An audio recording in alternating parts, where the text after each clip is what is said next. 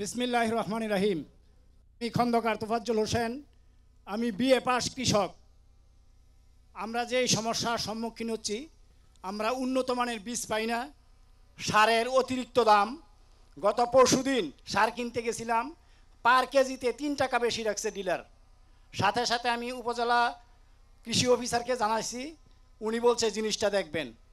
আমি আশা করি নেতৃবৃন্দ আসছেন, এই জিনিসটা দেখবেন। আমি তাও বলি, কৃষকরা কিন্তু কোনো আন্দোলন করে না।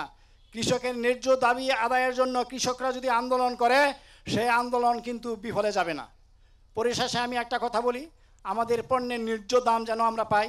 আর দেশব্যাপী কৃষকরা গরু পালে, আমাদের গরু ডাকাতরা রাতের অন্ধকারে নিয়ে যাচ্ছে, এই জিনিসটাও যেন আমাদের দলের পক্ষ থেকে প্রশাসনকে খুব কঠোরভাবে জানায়। এই জিনিসটা যেন প্রশাসন দেখে।